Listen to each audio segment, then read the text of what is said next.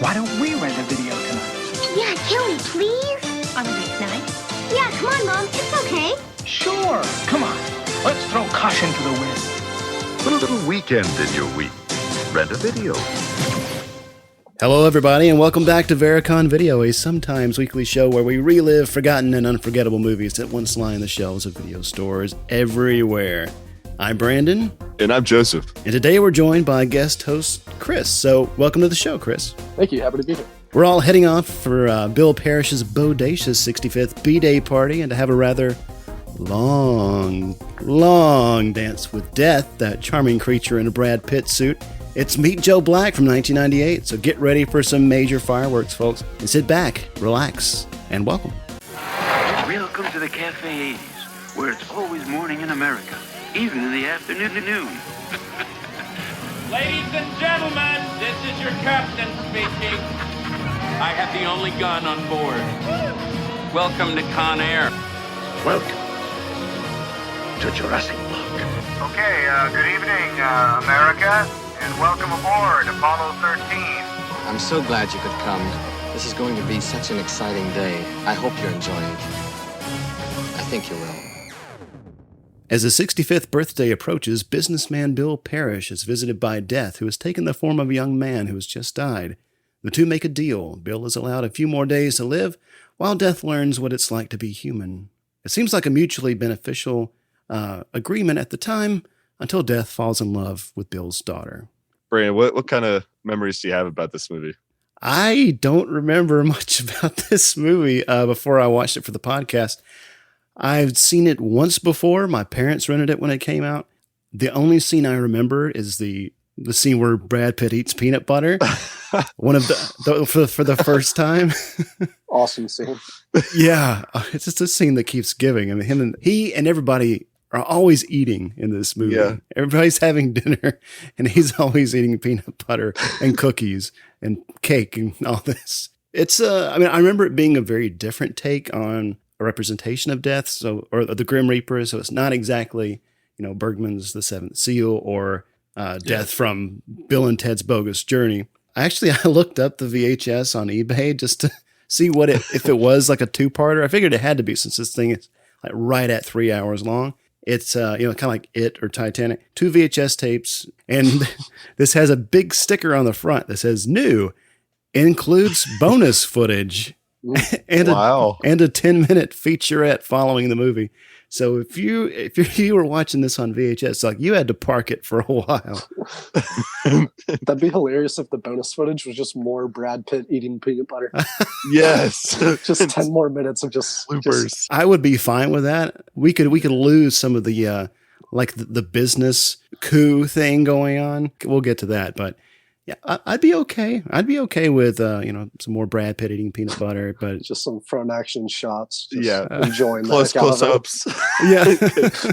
So let me pose a question to you guys. So if death were to visit you and ask you to be their guide, what kinds of things would you want it to experience as a human? Like, at the end of the day, like, I'm still gonna die. Like, there's no other option. I don't know. I'd just go do some crazy stuff that, like on bucket list kind of stuff. I don't think I'd go to like business meetings like Homeboy's going to. Like, yeah. I don't think like, I'm still going to my job. Like, we work 9 to 5 at FedEx. No, that's not. That's not the. I think I'd just go somewhere. Yeah. Yeah. Enjoy life. Take it all in. If death visited me and was like, "Show me around. What is it like to be human?" I would just sit him down in front of the TV and make him watch this movie. This is like the Cliff Notes. This is the human experience in 3 hours. Peanut butter. Out of here in 3 hours. Business meetings, peanut butter, sex, crying, fireworks. There you go. More crying. More crying. So this is high on your list, isn't it, Joseph? Yeah. So this movie is my number 3 on my all-time favorite movie list. It officially got bumped to number 3 after Endgame took the spot of number 2. So you can see how big that movie is. But I'm going to try not to digress as much as possible with scenes and the meaning from each scenes here. But we'll see. Can't make any pinky promises. The first I saw this film was like 2 years ago, actually with my grandpa, and at first I was like, it has Brad Pitt in it, but looks like it was one of his first movies that he was in, so maybe he did a shitty job. So it may not be that up to par. But then I saw it and I felt like a fucking idiot. So I was just like, what the hell? There's a lot of good like meaning behind it. And after seeing it all the way through, I practically fell in love with the screenplay and music. Oh my God, don't even get me started about the music. We'll get into that later. Okay. Totally good. What about you, Chris? I saw this movie for the first time just a couple weeks ago with JD. But it kind of came out of nowhere for me. Like, I was just like very surprised that, like, I'd never really heard of the movie, or it was never like on Netflix's like top or anything like that. Like, I was just like, JD was like, hey, like, watch this movie. And I was just like, oh, well, I'm going to be here for 3 hours. So let's hope it's good. Yeah, grab some popcorn. But yeah, it was really good. It kind of came out of nowhere. And Joseph, to go back for a second, I'm curious, what's number 1 on your list? Oh, Brother, Where Art Thou? Really? Oh, yeah. I wouldn't have expected that for some reason.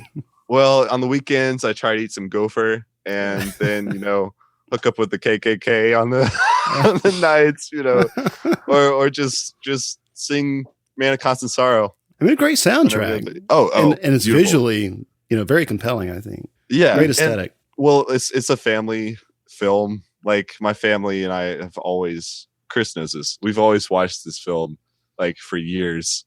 And so it's just like, it's rightfully at the number 1 spot for the fact that everybody knows the lines in the movie in my family. So yeah. JD likes some really long movies. Yeah. Like, let's just watch 3 movies 10 hours later. That is true. It's a trend. I'm curious. I have to look this up. The running time of Oh Brother, Where Art Thou? Hour 47. So okay, that's not too bad. I thought it was longer too. Yeah, I thought it was longer. It would feel longer, It's based on the Odyssey, so it would feel longer. Maybe it just seems longer with JD's whole family or something. Yeah. Oh boy. All right. So let's give listeners a little bit of context, a little bit of background. Not a whole lot out there about this movie, unfortunately. So, I mean, we don't want to bore you with box office numbers. It did fairly well, but Meet Joe Black is a 1998 American romantic fantasy film, if you want to call it a fantasy film, directed and produced by Martin Brest, who had directed Beverly Hills Cop and Scent of a Woman, and it stars Brad Pitt, Anthony Hopkins, and Claire Forlani. It was the second pairing of Hopkins and Pitt after their 1994 film, Legends of the Fall, which I believe also had an epic runtime and a very, very good movie. It's loosely based on the 1934 film based on a play called Death Takes a Holiday. There is a truncated 2-hour version that was shown on TV and on airlines, and they achieved this by mostly cutting out a lot of the business stuff, Bill Parrish's business, takeover, board meeting shit. And Martin Brest, the director, had disowned this edit, so the director's credit is for Alan Smithee, which is kind of a thing we've seen in Twilight Zone, the movie, where people have tried to distance themselves from that movie by that kind of filler credit, Alan Smithee. This was one of the few films in 98 that featured the first trailer for Star Wars Episode 1, The Phantom Menace. It has been said that a lot of people would come to the screening just to watch that trailer and then leave. That's hilarious. So there's some out there who believe that the mediocre financial success of Meet Joe Black was attributed to people just going to see the Episode 1 trailer. Ouch. I mean, would you really buy a ticket just to do that and leave? I mean, well, you got to remember, this is before, you could just get the trailer on the internet. Like, this is like, you had to physically go there. And I admit, I've done this once. I did this once.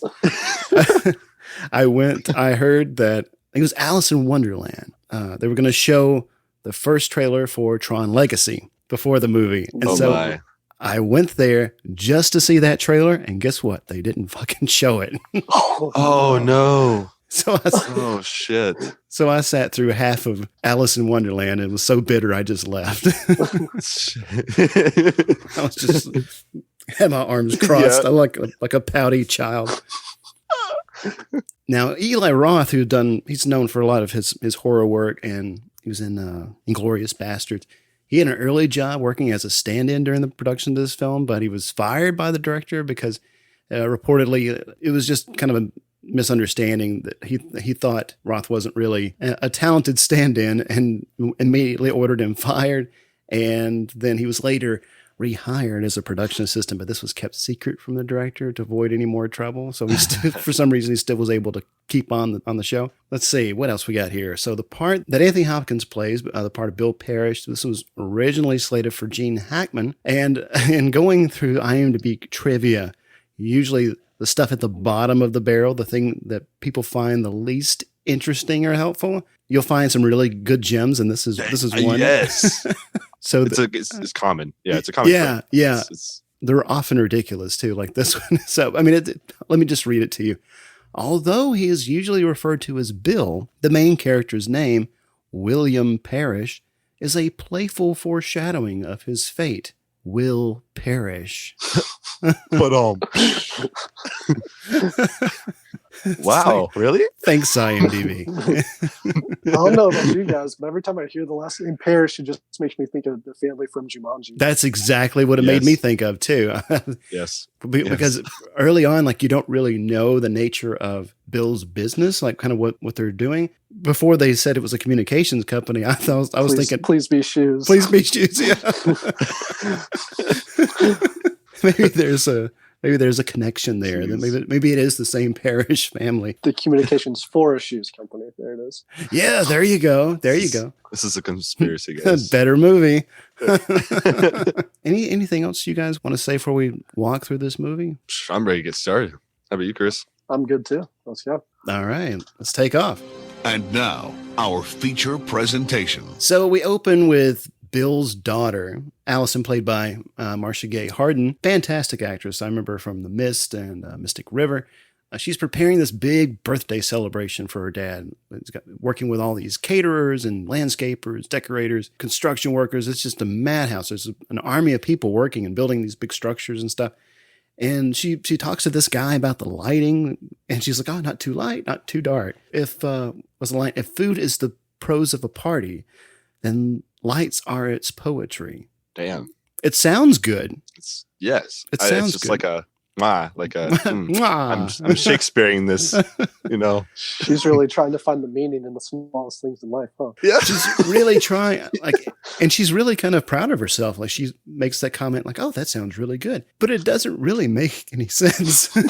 Yeah. Like, oh, Romeo, where I thought Romeo is much more meaningful than this. I don't even know what this is. If music be the food of love, play on. Give me excess of it, that surfeiting the appetite may sicken and so die. Ring a ding ding. That's exactly what I'm talking about. Exactly. Anyway, for those of you Elizabethan fans and Shakespeareans out there, that was from Act 1, Scene 1 in Twelfth Night by Billy Shakespeare. And now back to Meet Joe Black. We're 5 minutes in. This party is on a massive scale. And meanwhile, Bill, played by Anthony Hopkins, he's got business on his mind, and his daughter, Allison's trailing behind him. He's like, these people are coming, and all of these, the president may come. And he's just like, yeah, okay, all right, I got to go.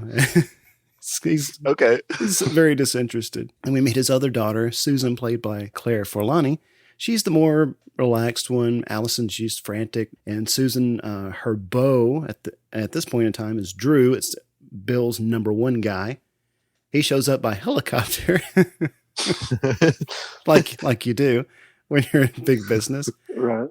To have Bill sign some stuff, and then Dr. Phil shows up. I mean, Jeffrey Tambor as Quince. Does he not look just like Dr. Phil? He's exactly like Dr. Phil. Yeah, I almost misplaced him as Dr. Phil. I was like, are you just going to start questioning people or get into the serious personal life with Joe Black here? Asking them how they feel about things. Yeah. Is he going to make me cry? Rather than just talking about how you're feeling. Right.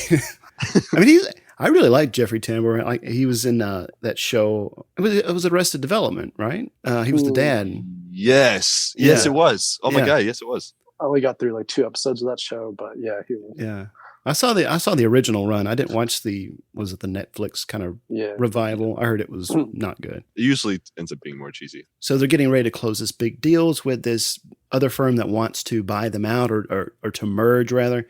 And I can never remember this name, and so it's not in the notes. I didn't know how to spell it. It sounds like barbecue, but it's not that. Barnacue. Is it Barnacue or some? Let's just say barbecue. Let's just say barbecue. Barbecue. The barbecue guy. Yeah, I think this is barbecue. Barbecue. Yeah. Yeah. So sorry. I love where this is going, Brandon. Let's keep it going. I know.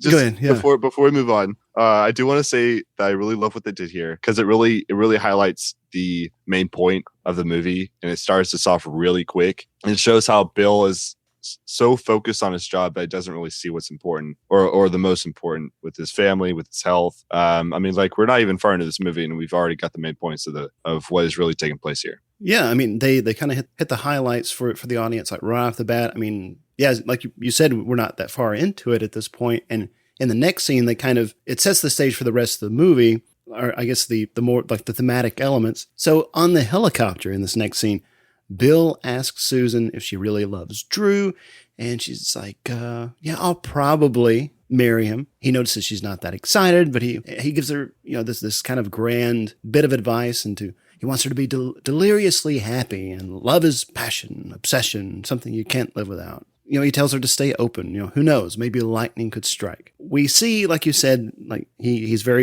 got his blinders on to business, but he's kind of known for, as we later find out, kind of instructing people and giving advice, but it's the advice that he doesn't himself live by. Yeah, especially like with him talking to his daughter, and then the helicopter really encloses them, which gives a more intimate feel. And I love the theme. You hear the theme right here for the movie, and it's like Chris knows how I am about music. Like, bring out the damn flute, piano, and strings, and give me a fucking beer, because Holly Fudge Kicking Luya, this is lit. Like, literally, the way it's played, the way it sounds, the way it just soothes out the whole entire movie. The theme is a pot of gold. So, if you didn't catch it, Joseph did say Halle Fudge Caking Luya. Copyright. Put that in bold, guys. Put that in bold. Thing about this music, I really like this score a lot. This made me think there was this guy. He was a friend of mine in high school, or it might have been college, but in the early days, he didn't have a car. And so he had me drive him around to deliver job applications around town. And he would always bring the soundtrack to Meet Joe Black. And he'd want to listen to that the whole time as we drove around.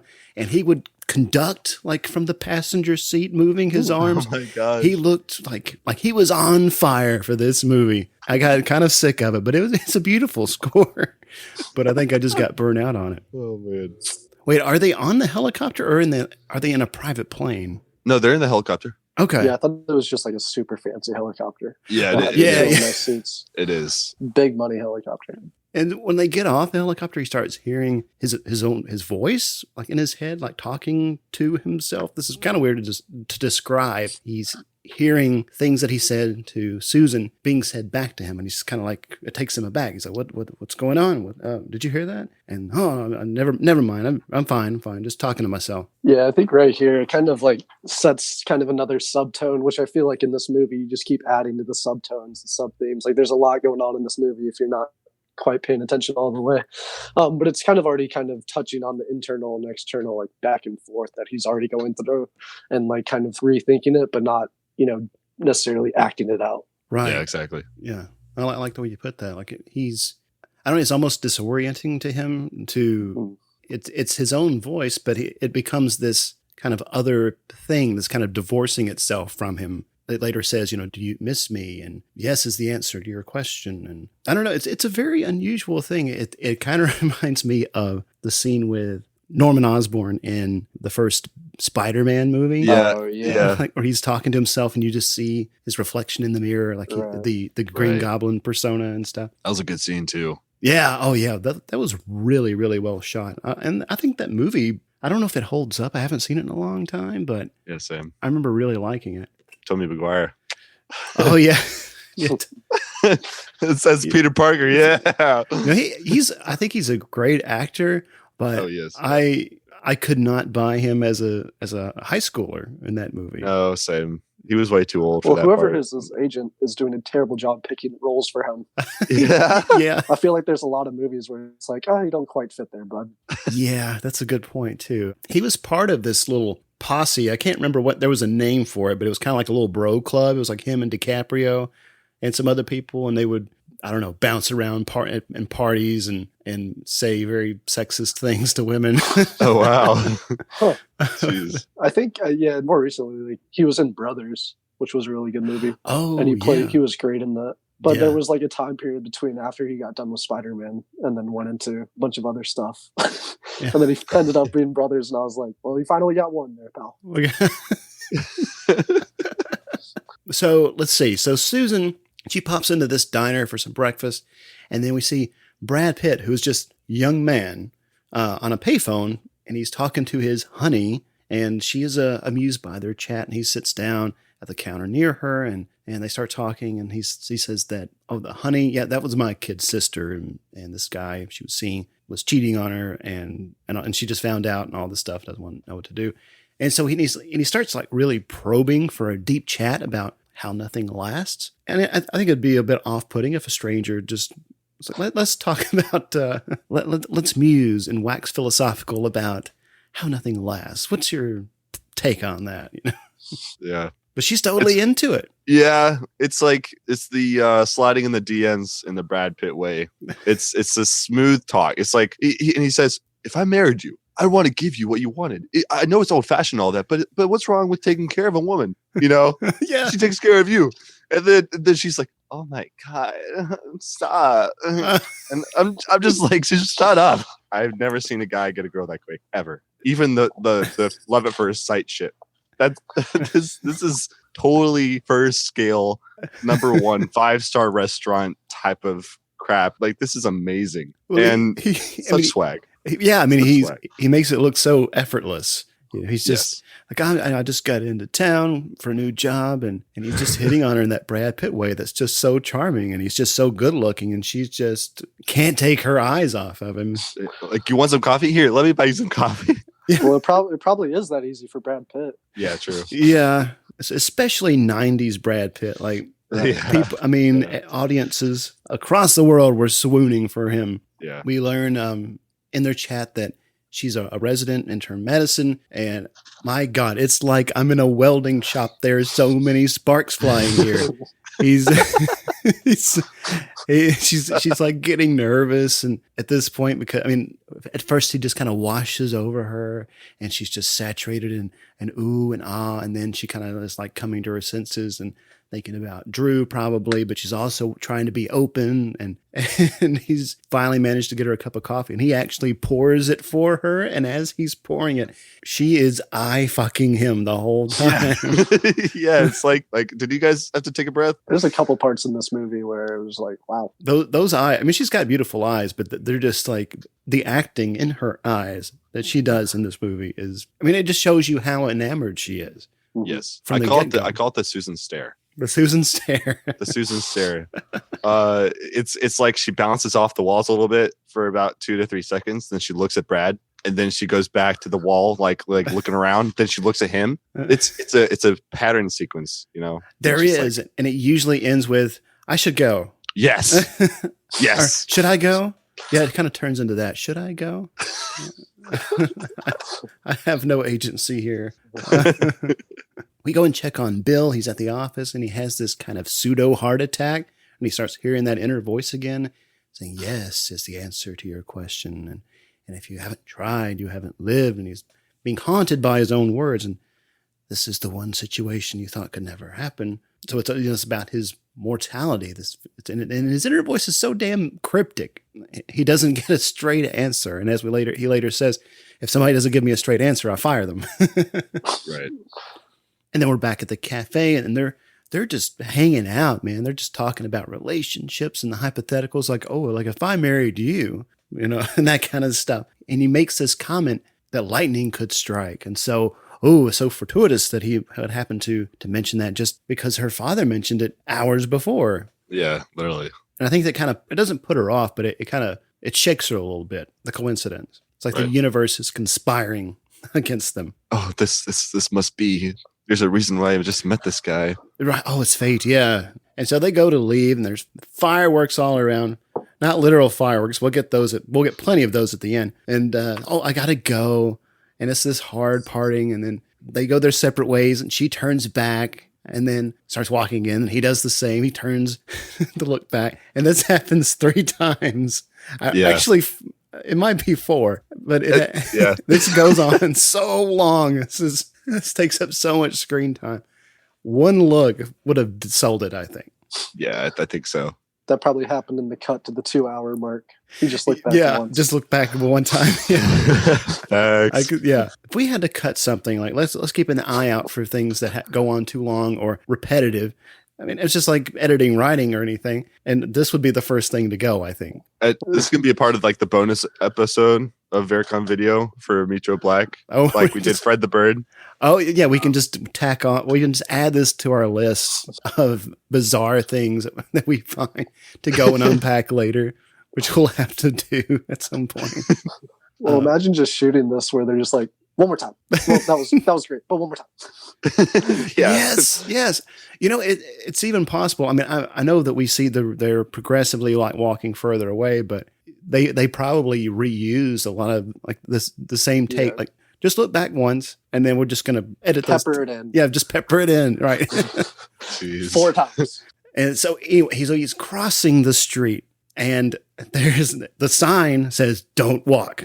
It's flashing, "Don't walk." Oh, wow. Yeah, you're right. And he walks anyway. A taxi just barely misses him. And he stops in the middle of the street, turns back. And then he's hit by a van and then another taxi. Like, what an idiot. And then it fades to black. Can I just say that the first time I saw this and seen the car accident, I flipped my shit. Like, I was like, this guy's supposed to be the main character of the movie.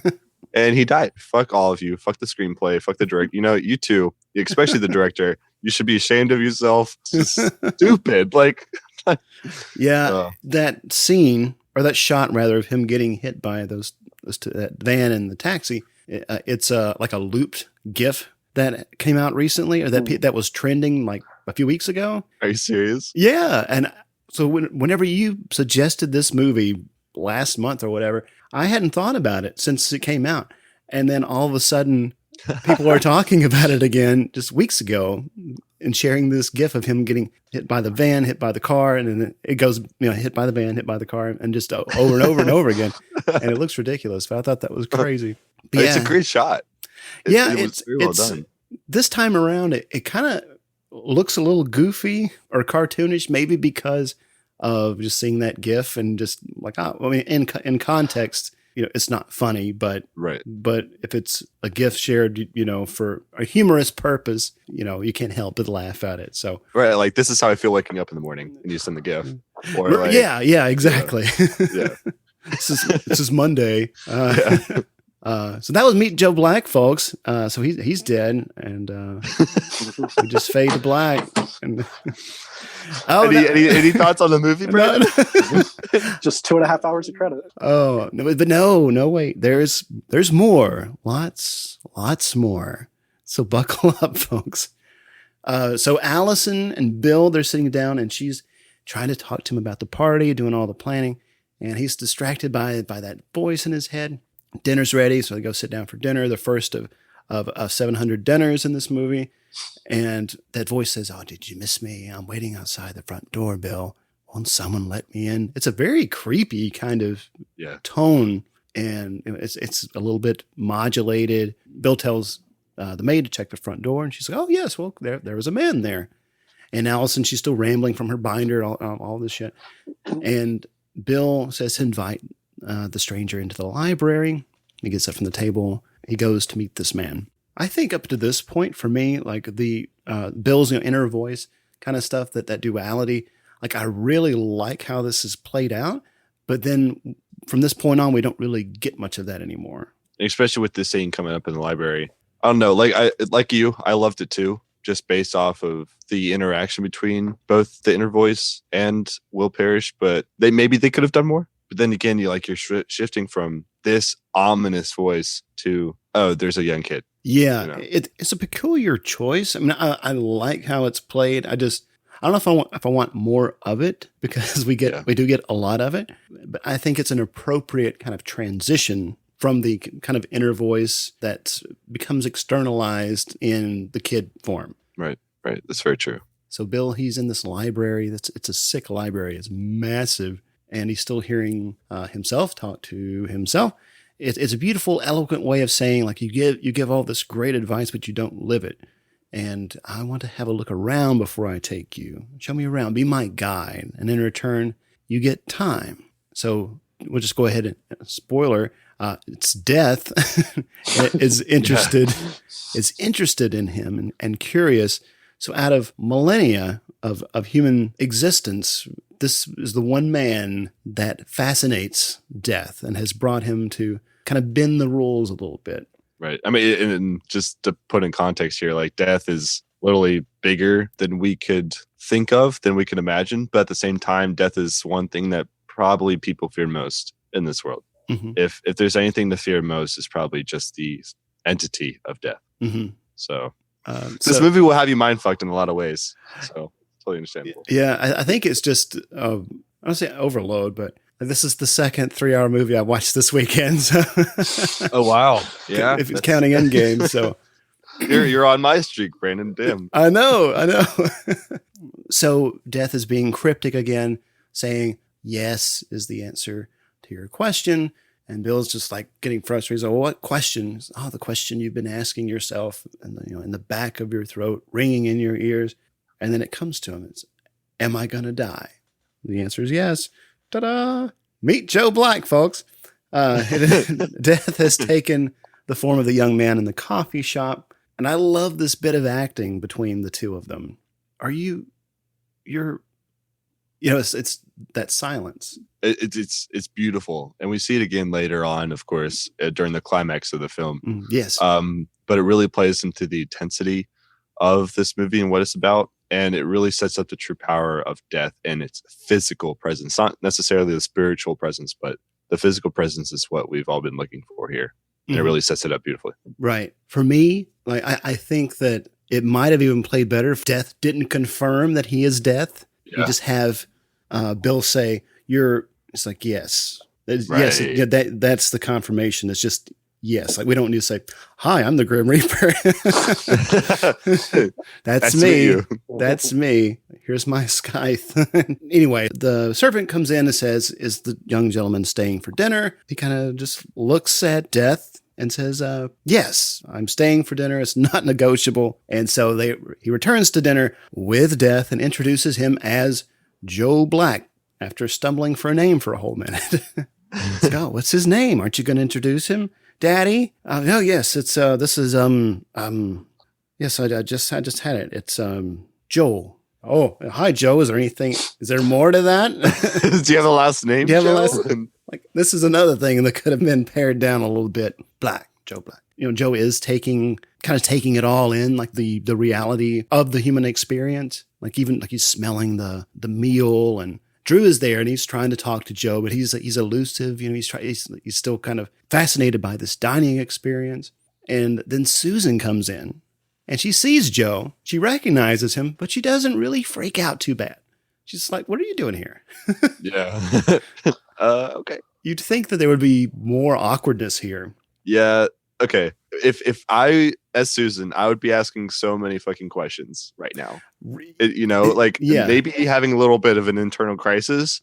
Like, why is this guy who I just met this morning at my dad's house? Why is this guy at the dinner table in conversation with my dad, who rarely gets along with people? Emphasis on rarely gets along with people.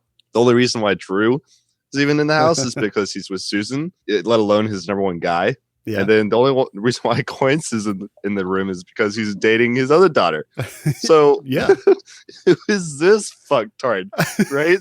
Like, why is he here? This movie should have been called who is Joe Black? Because that is the one question everybody keeps asking. Well, she also saw him get hit by the Well, in taxi, right? Or was she turned the other way? She turned the other way. Okay, so just she just turned the corner. That's right. Oh, okay. Right. Yeah. Never mind, because that would have been another question. Like, I just saw you get destroyed by 2 vehicles, and you're just good now. Like, that's how that works. Like, what's good? It is even more awkward because Death Joe doesn't know her, but Right. she is of course thinking that he is the same young man that she saw in the coffee shop. They're like, well, where are you going to be staying? This is, well, here. I'll be staying here at the parish residence. And so Bill, takes him upstairs, shows him the guest room. So he shows him the bed. And one of my favorite moments in the movie, Bill kind of puts his knee on the bed, just kind of, it's almost like to show its comfort, plushness or something. And it's just kind of a small, thoughtless thing. And then Joe does it back, rubs his knee on the bed just to mimic him. Yeah. Like this is what you do, right? He's like a kid. It's a reality that he's not used to. So, ooh, what is this thing?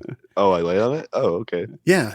It's kind of testing the waters out. Bill leaves and Joe wanders around the estate and he's examining himself in the mirror. And then, of course, finds himself in the kitchen with the house servants. And one rises to greet him with a jar of peanut butter in his hand. Joe asks what it is. The guy tells him it's some fancy brand. I can't remember exactly. So is it any good?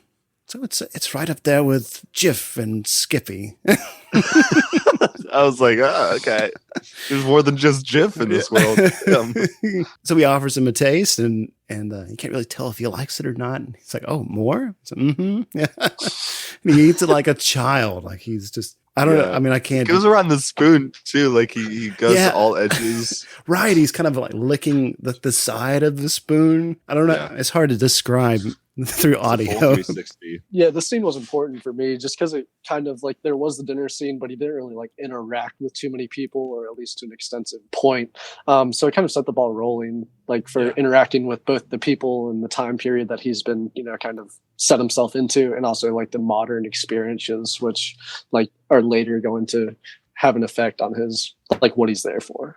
That's true. Yeah, absolutely. And I think you bring up an interesting point. It kind of sets the stage to show that he's not malicious, that he isn't evil, and like he's neither good nor bad, but he's actually like intensely curious and polite, which is he wants to learn about what the situation and setting that he's, interacting with this guy. Oh, so next stop, the elegant indoor pool, where Susan is swimming, and she's taken aback. She's like, "What are you doing here?"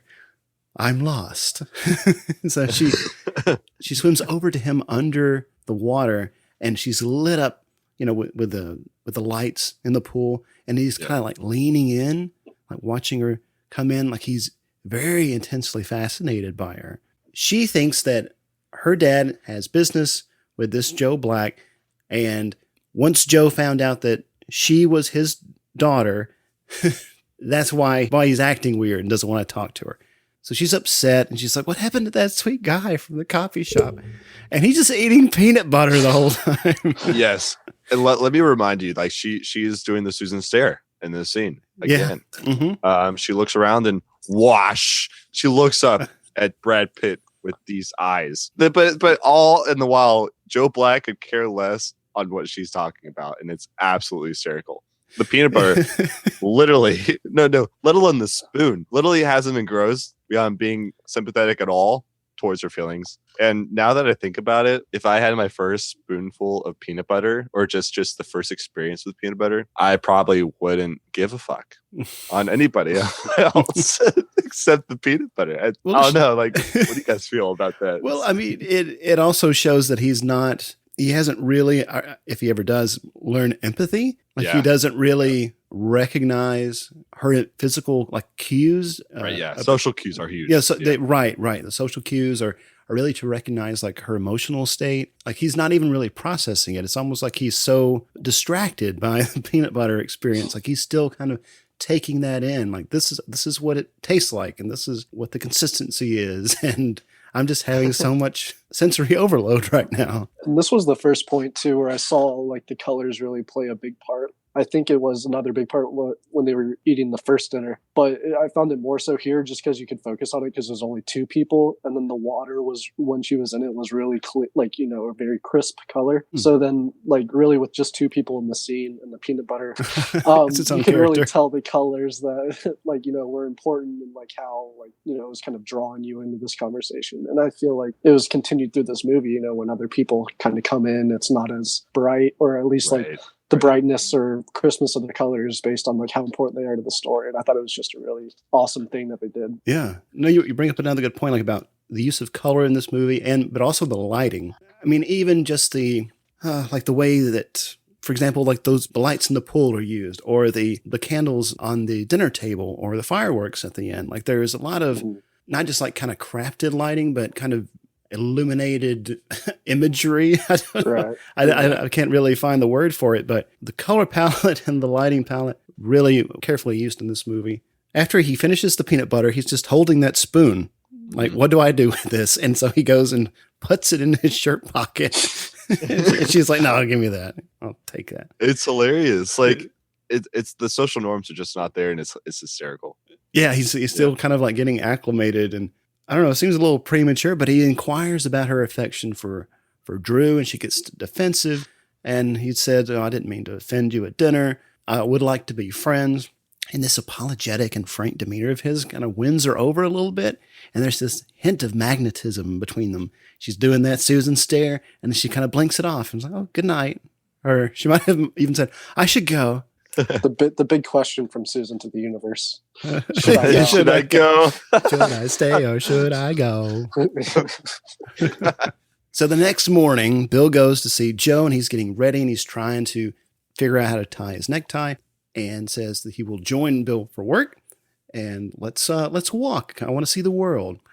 This is where they make a deal. Says, you promise not to involve my family in this matter, and I promise not to tell them who you are.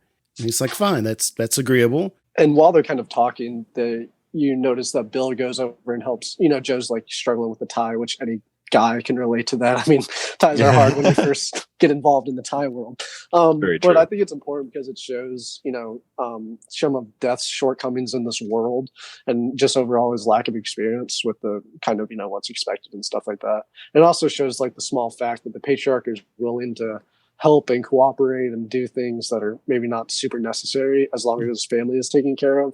And it was done in a very small and subtle way, but, you know, you could tell like in the way his face was, like how he was acting in his face when he was telling him this, that, you know, that's kind of what the vibe was. Yeah, very true. Okay, so even at the beginning of the movie, like when we establish Bill as a character, he's not a cantankerous, cold old man. Like he may be very involved in his business, but he does care for his family. His transformation or the way that he grows throughout this movie, it's very subtle, I think. The ways in which that he gets some confirmation or reassurance that his family knows that he loves them. Yeah. I don't know. What do you guys think? Yeah, I think like you said, he's not a Scrooge. You know, he doesn't care like about just money or just his business. Like he has a lot of feelings for his family. So I just think this was almost a big step for his character development. Because it actually showed, like, you know, initially, you know, when he's talking with the family, like having just the people in the house and sitting down and having dinner and not just, you know, being like, no, I'm at the office kind of thing. That was like kind of a subtle point.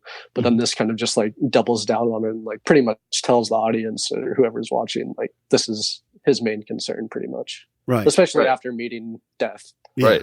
Right. I mean, literally, this movie goes from William being this guy who's pompous, but more so towards his business than anything else, and really just forgets family. And then we see him transfer, because of who Death is, into a more modest individual, only concerned for his daughters and for the future of his company, not the present. So looking more towards the bigger picture than the smaller picture. So they're out on the street, they're walking, and this is a small, but I don't know if it's an important scene, but it's very telling. It's Bill asks how Joe's work is going elsewhere. Like, how does this work? What are the logistics? Like, how do you, like, if you're here with me, like, how are you managing the intake of this constantly happening? Yeah, I forgot how he explains it. It's if you're doing one thing, like your mind can be elsewhere accomplishing other kinds of work. And so he said it's kind of like that. It's except multiplied by infinity. I mean, I don't know if we need those logistics, but I think it addresses like a main kind of just like, if this part wasn't in there, I feel like some critics would be like, you never addressed how death is just with this one person. So I feel like it's just like the movie's like getting ahead of it and being like, this is how it works. Let's move on. Right. Yeah. Yeah. So they go into this board meeting. Bill introduces Joe Black to everybody and says he's going to be sitting in on this meeting today. And Drew is there, and he offers a little thinly veiled sarcastic remark about seeing him again. Drew is trying to bring the meeting to order, and Joe is spinning around in his rolling chair.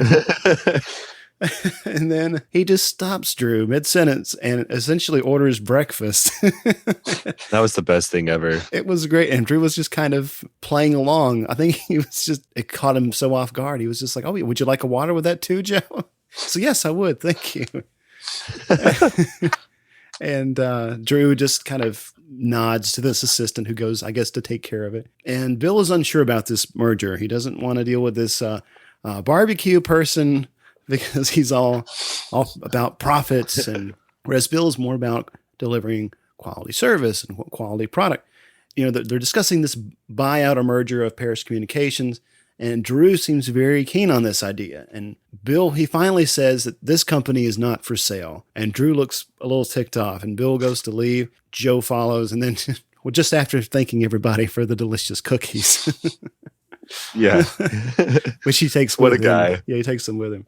Just at this point, what are your thoughts about Drew? He's very self-centered in a lot of ways. I mean, of course, he brings that out later in the movie, but right now, you can tell that he is solely focused on the company rather than any personal attachment to Bill at all. And even though you're number one guy to Bill, I feel like there is some type of sketchiness in only wanting the benefits for the company rather than wanting the benefits for the person that you work for, if that makes sense. Yeah. I mean, I think already we can see why Bill was leery about Susan. Like this is the one for her. Yeah.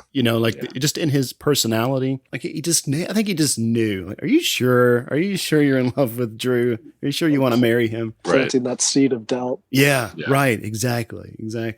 And he's just a snake, man. You can just tell. And I don't like his fake American accent. Like it's his face just gives me like, why are you here? I really just don't like your face, man. I don't like your face, man. The bad face. So then Bill sends Joe out to get some air, gives him some money. He's like, oh, you know about money, don't you? He's like, yeah. And so off he goes to see Susan at work at this hospital that is like this Nickelodeon slime green painted walls. It's so green. Interesting color. A very unusual choice for a hospital, especially. It doesn't have that kind of sterile quality. I don't know. It just looks kind of gross. It's like diaper shit green or something. Yeah. And then you wonder why people come in and throw up everywhere. Right. Maybe that's to disguise, the stains, the vomit stains on the wall, the blood stains. It's like you didn't even come in here with the throw up sensation. Oh, well, now you got it. Now you got it. Our walls make you nauseous. But Susan says that, well, I've got rounds to make. And he's like, well, I'll watch. Just as a visitor. And she says, patients have visitors, not doctors. And this woman wheels this old elderly woman in a wheelchair into frame. And she says to Susan, hey, my mother needs help. And I guess the daughter is like, no, my mother's sicker than he is. It's like, how do you know? Like, how do you know that? Yeah. Wait your turn. Wait your turn. She's a psychic. Take a number. But I like this because the woman in the wheelchair looks at him and you can see it in her eyes. Like she knows who he is. And she's like, I'm going to die. She and Joe talk a little bit. And he does this island dialect, this Jamaican patois. I don't know how I feel about this. Well, it's a little forced. Like from her, sure, you're doing great, sweetie. Yeah. But from Brad Pitt, it's just kind of like, you could just keep talking like you are. And I would not have any problem with it because you're taking the form of this guy before you. Granted, like death speaks all languages. It's understandable, but I feel like it's forced. Yeah, it's not even necessary. Right. Because she knows who you are. Right. And I can see okay, I'm going to speak in this way to make you feel a little more at ease, to make me more familiar or whatever. But it's a dialect. Like it's not necessarily another language. True. Very true. Yeah. So the doctor is going to make it mine. And mine. Yeah. It's like, what, Brad Pitt, what are you doing? I want to know if this was in the script or if Brad Pitt was like, hey, wouldn't it be cool if I talked like her? Yeah, but I also like this scene because it shows death as being death, and like focused on your point, Chris, between devil and death. I think this scene really sets out to who death is with good and evil. Like she's afraid, but not afraid to talk to him because she realizes that he's not evil. Yeah, he says that he's not evil, but he's from that next place. That next place, the next right? Place, yeah, right. Next place. And but I think it's a way to show that, yeah, like he means no harm. Like he's kind of a neutral party. Like he's neither good nor evil. He's kind of like, this is his job essentially, or like this is he is. Before we started recording, we started kind of unpacking like what is death in this movie, in the world of this movie. I mean, he's kind of like the guy in charge of purgatory. Like he's not the Grim Reaper type, or he's not the one that it's not like in City of Angels. He's not like the Nicolas Cage angel, like ready to take you home. It's Thank God. Yeah, no, right. It's a little terrifying. Jeez. Right. So, yeah. Right. I could eat a peach for hours. Oh, God. You could talk about that guy for hours. I know. And still not encompass his whole being. The bees, not the bees. Oh gosh. Anyway, so this woman says that the pain is too bad and just wants to die. And he tells her to close her eyes. He leans into her and she starts to smile like she's experiencing something. Like, what? Am I missing something? Is he whispering to her, or what is it? He's literally showing her what it would be like in the next place. So like what, and for her, we can all basically guess that it's heaven. Like I doubt that she's going to hell, guys. This is not some pity party. To hell, I'm going to hell for sure. Yeah, exactly. Exactly. Like I honestly, and he's like the Hermes. If anybody knows Greek mythology, he's like the Hermes of what would be going to hell or going to heaven. And for her, and then the next scene with these two, it really shows or puts emphasis on what she has or what is necessary for that life after. That she realizes what's the most important, and she tells him what's most important, and he learns a lot from her. And I feel like this interaction between both people it's so subtle in this movie, but it's like one of the most important scenes in this entire film because it focuses on the main point. It focuses on why he's there, what he does, and how he does it. Yeah. I mean, you're right. I mean, like this is a character that is so pivotal because like you said, we come back to her later. It's not just a character just to say, okay, she's a little spooked because he's dead. That this is really a way for us to unpack kind of what his role is and kind of what his limitations are, or like kind of what his motivations are. I don't know. Like he kind of makes a friend. It's an interesting dynamic those two have. This movie is not like normal movies, and kind of the setup. It doesn't like reach a turning point and then the turning point, and it changes all the time. It's almost like a cog or like a jack in the box. It's slowly like ticking away with every person he meets, every person he interacts with. The more he learns about Bill, Susan, everybody, and then like as we get to the end, it finally like pops out and like goes all the way. Which I thought it was a very interesting way to do. Like especially like this long of a movie, there's not one big focal point. It's like several little things that add up to the end. You're right. This is a very unusual movie in its pacing and in its structure. There's not one particular thing that kind of outshines the rest of the movie. It's pretty consistent throughout. Like it doesn't even feel like a 90s movie to me. Yeah. Because I don't know, 90s movies, like they have a particular type of aesthetic or just kind of a vibe. Like when you see it, you're like, yeah, that's from the 90s.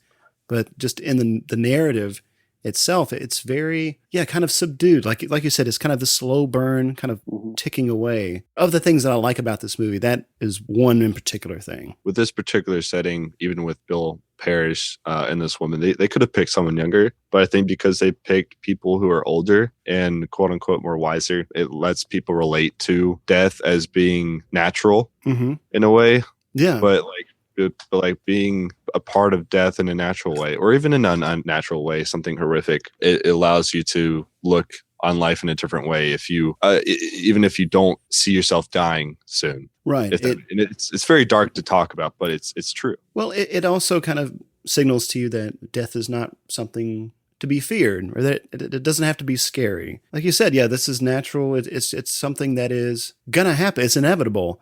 Or that you should embrace it or be friendly with it. Exactly.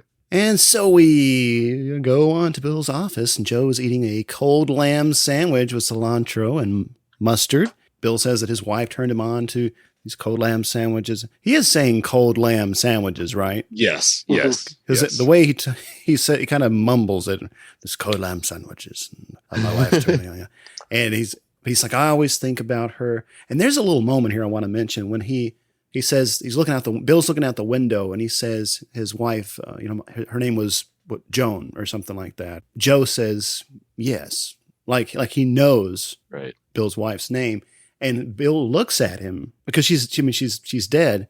And so when Bill looks at him, it's almost like he makes that little, like in his mind, like it's just a thought that just, it's fleeting, but it's like, I wonder if he's the one that took her in death, had a previous encounter with her in that way. It's very brief, but just that little look, I really liked that. Anthony Hopkins has this little twitch. He like just turns and looks like very intently. And I know exactly what you're talking about. It's really cool how that happened. With this scene, I want to just say that it focuses on true happiness. And you can really tell, even with the flashback to him talking to his daughter on the helicopter about finding something you can't live without. In this scene, it's so obvious with Joe's questioning about his wife that his wife had such a massive impact on him and where he found peace. No, you're right, because he remembers even like the most vivid details about first meeting his wife, like what she was wearing. Joe was interested in how they met. What was it like? Bill's really getting into it. He's transporting himself back in time to really kind of tease out all those memories. And then Drew pops in unannounced. Oh, I hope I'm not interrupting anything. And right. Joe's like, you are. So there's this little argument between Bill and Drew because Drew feels that this merger is going to be good for the company, or so he says. And Joe interjects and they spat a little bit. Bill's like, all right, boys, cut it out. Drew, the deal's off. It's dead. And so he leaves, and Bill tells Joe that he's getting really passionate here. Like he doesn't want someone taking his life's work, and he wants to leave something. Like he's really thinking more now about his legacy. Yeah. And so I think that's partly what Joe has got him thinking about, not only his mortality, but kind of like, what are you leaving behind here? Are you just legacy? Yeah. And so then Quince, he visits with Joe and Bill, and he wants to pitch new merger ideas. He's got a couple irons in the fire. And Bill's like, yeah, I'll listen to them. But it's up to Joe. And yeah. And I'll so Quince, I like this. He's like, okay, well, I can see you got some things in the fire, and he puts his finger to his nose, like, oh, I think you guys got something going on, It was like such Quince. I know it was like a subtle '90s gay joke, like, oh, you've got your little pretty boy here. I know what you got going on. What a guy! There's some tea here. There's definitely some tea brewing here, big time, guys. like Bill is losing his creds because everything's up to Joe now. So now Quince, being Quince, is going to vent to the board, or maybe even Drew. And sweet tea's about to turn very sour here, ladies and gentlemen. Can I just say that Bill is putting, Joe wants to learn about like the whole human experience, in this modern time. But Bill is putting them in some of those awkward situations that like just unfold so awkwardly. Yes. I just feel like Joe's getting the wrong kind of experience. I don't know. Say more about that.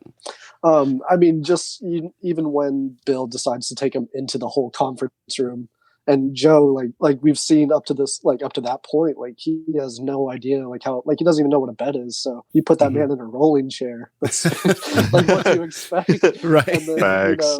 That's a good point. Even dealing with the maids, the whole time when he was in Bill's head and stuff, just ordering food or ordering something, and regardless of the situation he's in, like just doesn't seem like that big of a deal.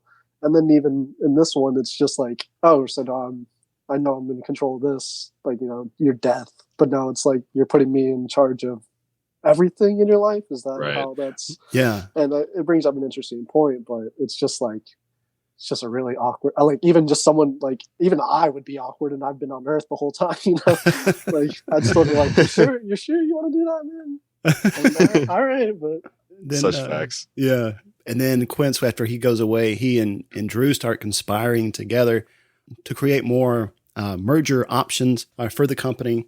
We have another dinner. This is a great scene. He says, "Oh, I had so much to say, but I can't." He had some words prepared, like really, and like, "Daddy, you can sit down if you want. It's okay." And he's like, "Yeah, well, dinner again tomorrow night." Are you sure? And like, yeah. You're not tired of us? And he kisses his daughters. I really like this scene here. Like you could tell. Yeah, like passionate. You could like his daughters are even questioning his sanity, which says everything. You know, like. What the fuck are you doing asking us to dinner again? Like, you never do this. Like, you're always large and in charge.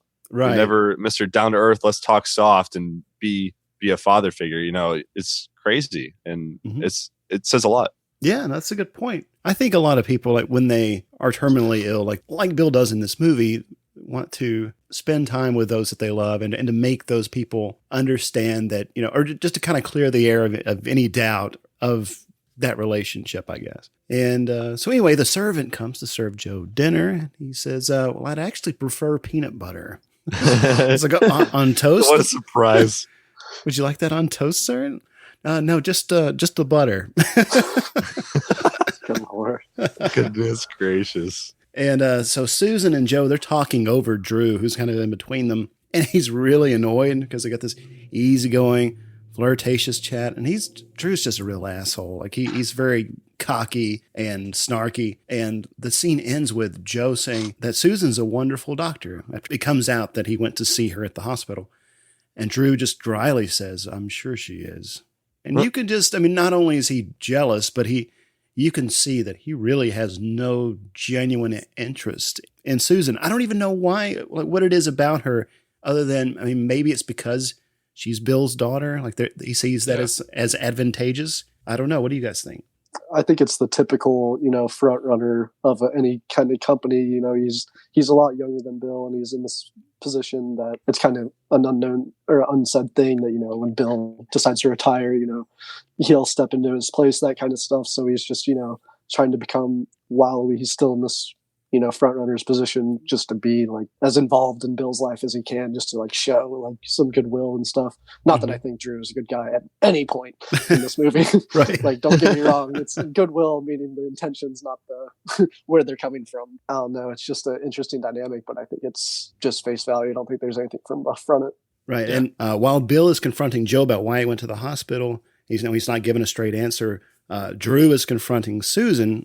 He's like, I don't like the way that Joe guy looks at you and talks to you. And she's like, well, I like the way he looks at me and talks to me. I mean, which is mind blowing, that response. Exactly. Right. Like she was just so open about it. And it's just like their relationship fell apart like that. You know, Drew says, oh, I thought we had a good thing going.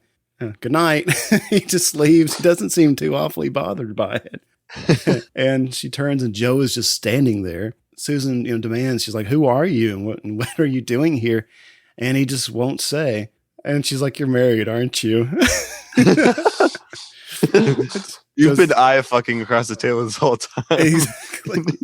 I laughed when that happened, Joseph, because it's like when we did Batman and, you know, Bruce Wayne goes to Vicky Vale's apartment and, you know, he'd been so like evasive and everything. She said, oh my God, you're married.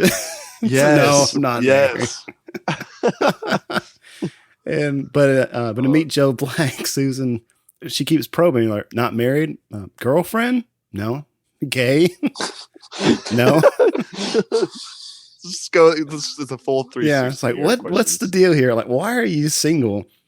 And she's stepping in, just mesmerized. You know, her eyes are just on fire. And she names all these qualities about him, like, how's a guy like you alone in this world? And they're just about to kiss. And Joe looks conflicted. I mean, maybe he's perhaps thinking about that agreement with Bill, like, I'm not going to get involved with his family. And that whole thing, you can see when that's kind of on his mind. And so he just says, I'm going to bed. And so they call it a night. Yeah, peace out, world. Yeah. Nobody in this situation is very good at leaving. Like, like it's just very like just weird exits. It's just like, all right, here we go. See you. Like, well, no, you're absolutely right. Like everybody's exit is so awkward.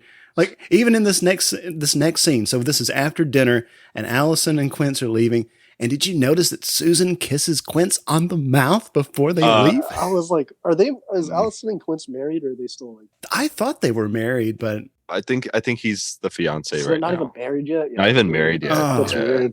I would like it'd be different if like, you know, he's been in the family and are out in the family for like the last like 15 years. Like, but like, I don't know, man. That's still weird. I am not a person that like likes family kissing on the mouth. Like, I'm like, no. It'd be different if he was like Uncle Quince or something. Yeah. But yeah, still like just on the cheek is fine. Like, but Quince is probably not complaining. He's like, yeah, whatever, bro. yeah, he's like, yeah.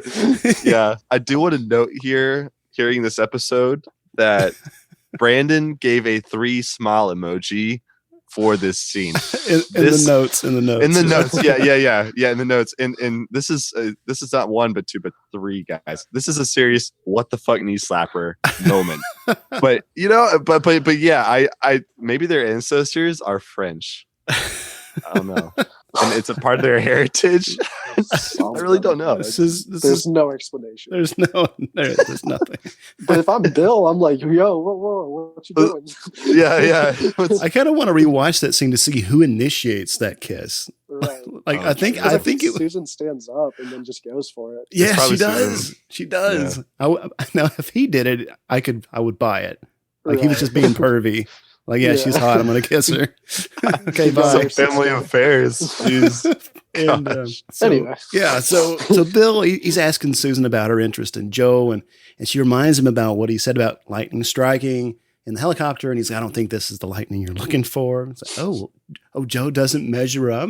You know, they have this little tiff, and then later Drew calls a secret board meeting. He says that the merger group is still the barbecue group is still interested, and that they sweeten their offer. It pretty much says that, hey, let's oust Bill as chairman if he refuses this new offer. And there are some board members that are saying, hey, you're taking this too far. And Drew was just like, well, who is Joe Black? He's the problem. We don't know who he is and the nature of his influence on Bill and how he's running the company. And then Quince enters, and oh my God, this scene needs some cutting. Yes. It goes on so long. Even just Quince coming in and like finding a place to sit and getting settled. It took a little bit. It did. Just have him there. You know, you don't need to, oh, hi, everybody. Oh, I didn't realize everybody's going to be here. Oh, hi. Oh, can I sit? Oh, yeah. Come. Hey, Quince, come on up here. Sit up front. I'm like, oh, okay. Because Drew pulls out a chair for him at the front of the room. And then Quince goes to sit there. And then he's like, Quince, you have some information. Tell everybody. And he just got seated. Yeah. And he has to awkwardly turn in his chair and lean back. And it's like, oh, yeah, I have 2, possibly 3 leads for mergers. But Bill says it's up to Joe. Huh. Yeah. And we don't get to see the board's reaction. It's just kind of like, okay, we're creating this conspiracy and Bill is not fit to run this company anymore. Let's look at Drew. Yeah. He's our leading man now. And so with that, we're at the halfway mark. So let's take a little break and we'll be back right after this. After these messages, we'll be right back. All right, it's time to give some special shout outs to our patrons, Collin, James, Annette, Test Pattern, a horror movie podcast, Ryan M., Ryan S., Jonathan, Mando, Pete, and of course, those lovable boys over there at Random Movie Roulette, Lewis, Mike, and Jack. Thank you all so very much for your support, and we are so happy that you enjoy the show that much. You are all the bomb.com. If you are not a patron and would like to learn how you can support the show for some cool perks, go to patreon.com/VericonVideo for more information. $2 a month, casual renters get a shout out on the show and a name check in the show notes and on our website. And $4 a month, preferred renters get those perks plus a monthly bonus episode not available anywhere else, in addition to any other exclusive written and audio content. Be kinder on the rewinder and avoid late fees by becoming a patron today. And now, back to the movie. All right, everybody, we're back. So we'll give you a minute to eject tape 1 of Meet Joe Black and insert VHS number 2 for the second part. Because that's we're on the home stretch, folks. Kind of. Oh yeah. So maybe we're immediately hit with, guess what? Another dinner, folks. These people wow, really? Eat. That's weird. Another dinner? Yeah, these people are always eating. Joe is always eating. I love it. It's just so weird. This time, Allison has brought a sampling of these cakes, these gourmet cakes, and it's going on about how they're made by the finest baker in all the galaxy. But Bill's like, I don't like cake. She's like, but it's for the party, Daddy. It's the goddamn party. And yeah, right. This man. She's like, yeah, the goddamn party. God. And she starts crying. And Dr. Phil, Quince, decides he's, I'll give it a try. I'll dig in. So he just grabs a fork. Yeah, this is good. So, God, it's so ridiculous. So Allison's crying, and Susan and Joe are eye fucking across the table with some candlelight in frame. Bill gives in. He's like, oh, okay. He takes his fork, takes a bite. It's like, this one. Everyone's happy again. Would you like some cake, Joe? Yeah, of course. Jeez, this scene. Like, once again, Quince is definitely Dr. Phil. Here you go, Allison. I know, I understand your feelings. And in order to take those feelings from you, let me eat this cake. Let me eat the sadness away. Yeah, exactly. Yeah, and of course more eye fucking. So what a scene. We got lots of that. Then after the eye fucking, Susan shows Joe the library, which he'd already been in, but she decides to say, oh well, he's got this manuscript in this book, and he is just staring at her from behind and saying, I love the way you smell. And then she says, I love the way you smell too. Guys, this is the best way to make conversation. For anyone who needs dating advice out there, compliment the other person with some cheesy ass compliment you received just to make the other person feel more awkward. It's the best thing. Yeah, this movie has the big theme of the I'm awkward, you're awkward, let's be awkward together type of thing. Yeah, exactly. When this happened, it reminded me of the scene from Sling Blade when he's talking to that little boy, and he's like, I like the way you talk. I like the way you talk. You know, I don't know why I thought of that, but anyway. Oh man! So who knew Death could be so charming and seductive? And Susan, yeah, she's awkward. She's just an awkward person too. She's like, "May I kiss you?" And cue the strings, folks. Cringe. Yeah. Yes. And so they smoochy for a bit, and then he thanks her afterwards. So, and this happens later too, but. Let's talk about like why he is so thankful to not only her but to other people. Maybe because it might be a while before he experiences this again, or he might never experience this again. I don't know. It offers a very interesting question because if you're Death, you could come down to earth at any time you want, right? Or for this to be some new experience to say thank you for, or some pleasurable experience that you've never had before, and to say thank you for. I'm like, this can't be your first experience, Death. Like, come on, like, stop bullshitting. Like, I'm sure you've hooked up with many women. Stop it, you player. That was such a player. Yeah, it's interesting to think about. But honestly, this whole thing with Susan with Death had me triggered for the first time watching it, because I'm like, this doesn't make any sense. It's Death, and she is a dumbass because she has no idea what's going on. This is definitely not the guy that you talk to in the coffee shop. So what the hell? And you know, but she's a doctor. Like, yeah, I don't know. You going to medical school. Like, what the fuck? Yeah, like, I don't know. You would think that she would be asking more pointed, specific questions of him. Besides, who are you? What do you want? What do you want? Should I go? Should I go? she says it right here. She's like, I should go. And she does her usual line. Does the Susan stare. So Bill walks in a little displeased, and he smiles a little, like maybe, were you my daughter? No, surely not. Joe, you want a nightcap? And It's like, no, I'm good. Not tonight. So they say goodnight. And then Bill and Joe walk into an unexpected board meeting. Bill suspects something is up, and Drew wants to present the new details of this merger. And Bill says, no. And why has the board gone behind my back? And he confronts Drew, and Drew speaking for the board. We want to know who Joe Black is. We need to be reassured that you were not relying on Joe to make decisions for the company, which is a fair question, but of course he can't divulge the nature of their relationship. Right. And and this might just be me reading into like the scene a little bit too much of the character, but I kind of see Drew since the first time he met Joe, even before, like part of it is obviously about like the whole Susan and Joe relationship and what's going on between them. But even before Drew knew about Joe and Susan, he still was kind of like against him and stuff. Mm-hmm. So it's kind of like, for me, it's kind of like the fight and challenge to death from humankind, and how everyone, tries to fight it, even though it's like an inevitable thing. And it's not so much that Drew's like trying to save Bill's life, because obviously he doesn't know that situation and everything that's going on, mm-hmm. but it's more of just like his own, kind of like going up against it and kind of stuff like that. That's an interesting perspective. Yeah, I really hadn't thought about that aspect of it. Like it just, I don't know. Drew is kind of a flat character, but because we've seen this kind of archetype before.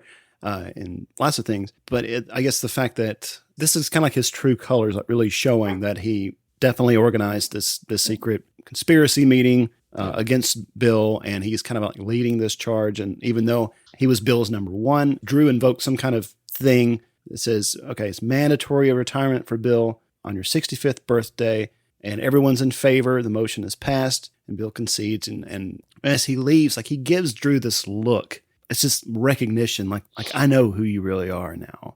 I know kind of you were a snake this whole time. And he leaves. Bill leaves with Joe with no further conflict. And then Quince confronts Drew. Like he's like, what did you do? You got him fired. I didn't mean for this to happen. And Drew's like, well, it's all thanks to you. This you helped me do it. And the way things are going to shake out with this merger. The barbecue is going to buy Parish Communication and start selling it off piece by piece. And then, essentially like you're going to be filthy rich. But Quince, like, he's not interested in that. Like he says, I'm going to expose you. And Drew, that snake, is just like, yeah, you just try it. You try telling Bill that you were the one who ultimately brought him down. Right. And I think, Quince is a good guy. He cares for Allison and stuff in the right ways, mm-hmm. and he obviously cares about the family on a whole nother level than Drew does. It's not just for his own, self-gain like it is for Drew. Mm-hmm. It just shows that who you surround yourself and trust to make the right decisions. It can also backfire if you don't pick the right people. And, so next, light the candles. Light the candles, baby. Susan walks in on Joe in the pool room, and this is, by the way, this is during the day. Like it is super sunny outside. Nooner. It's a nooner, and they just immediately start kissing, and she starts to disrobe him. Then they take their clothes off, and they have like a 20-minute. Sensual lovemaking scene. I don't know how long the scene actually was, but I fast forwarded it and it took forever. I actually when I read through these notes, I literally watched it again last night during this one part, and it's a good 15 minutes and like 30 seconds. Okay. I mean, as far as sex scenes go, it's not even a good one. Or like no. It's all shot like tight and up close, head and shoulders. It's very unusual. I mean, I know that they're trying to sell it as this. This isn't just sports sex. Like this is like real, like, intimate, personal. This is a moment. But this is also death's first time. And so apparently, after which he thanks her for the experience, and they have this kind of sweet post-coital moment, I guess. Okay, so Susan asked, do you like making love with me more than you like peanut butter? And honestly, guys, I would have been like, God, no, woman. Shut up. I need my gift jar for true pleasure. like, stop just kissing me. I need a GIF. I need GIF. I will say this. It's almost like the experience of sex for him is probably on the same level as that experience of eating peanut butter. Yes. Like it's just a new experience. It's like, oh, well, that's what that was like, or that's what it's like for humans to experience this or that. And so I don't know if it's really, driven by passion, because he doesn't really have a context for that. Like when she asked the peanut butter question, I just think it, like, what popped in my head would have been comical, as if instead, like the movie usual, like cigarette kind of thing, he just grabbed and started grubbing on some peanut butter, just like right, like in the bed, just like pulled out of nowhere, just started going in on it. This is how we're gonna punctuate this sex scene. We're gonna big jar of peanut butter. Oh yeah. Oh man. She kisses him in the hall and she leaves. Bill is on the stairs watching, and he wants to know what's going on because he saw the kiss. And he's pretty furious. He's like, why me? Why choose me? Joe says, well, for your verve, which I thought was an odd choice of words. His verve and his excellence, his first-rate life. I don't know. It's just weird that this white old businessman was the one person that got him curious enough to inhabit a human form. Yeah, like out of all the people in the world, and that's the one thing that you tell him. I feel like it could have been better, a little bit more personal, in adjectives than that. I agree. Yeah, like his true motivations aren't really clear. So like you're curious, yeah, like you want to have these experiences, but there's something that he's not really telling Bill or really the audience, I think. But Bill's curious too. He's like, well, what about you, Joe? What is it that you want? And he doesn't really get a straight answer either. We never really do. And I kind of like that ambiguity. I like that people keep asking that question, like, who are you? What do you want? And there's just no response. I think it's almost like the whole, like, nobody knows what actually is, like, after death or what death is. I mean, like, obviously we know it causes death, but we don't know, like, the whole aura of it. Yeah, it's like no one really knows, what that experience is like or what to expect, and that's why it's so scary. It's so ambiguous, or it's it's so is it different for everybody? Is it just nobody really knows? And I think that that's really a good way of putting it. Is that death is simply unknown and unknowable, really. Mm-hmm. And I think that's very true of the Joe Black character, is that he is unknowable, even though Susan could say, yeah, I know you, I know who you are, but there's really nothing to know. Right. But so anyway, Joe goes to the hospital with his flowers, and meanwhile Susan's at the house looking for him, and she's telling Bill, that, hey, I found the one. He's like, oh, you don't know anything about him, and he's probably not going to be with us for very long, and you're on dangerous ground. And she says, I love him, and he just screams, I don't care if you love him. Spoken like a true father on the brink of death. Ha! Yeah. I also felt like, that's kind of like the response of any father protecting his daughter. But I also kind of like, it was quite like the total 180 from what he was telling her on the helicopter. Right. I mean, he has knowledge that she doesn't, but at the same time, he had knowledge of who Drew was, like, to an extent. Right. And that's why he's still playing with that seed. But it's just like, she's finally like you said, obsessed, infatuated, like some of the terms he used, like she has that now, and now he's like, I don't care. You thought, yeah. Like, nah. Yeah, it's very interesting. Hopkins really shines here, I think, in his performance. And she's a doctor. She's a big girl. She's like almost 30. The actress is almost 30 in this movie, and like she doesn't need daddy's approval. Ring a ding ding to that, man. I mean, of course, you would want your parents' blessing and their approval. And of course, I'm sure there's a lot more at stake in terms of, their estate and the business and all this stuff.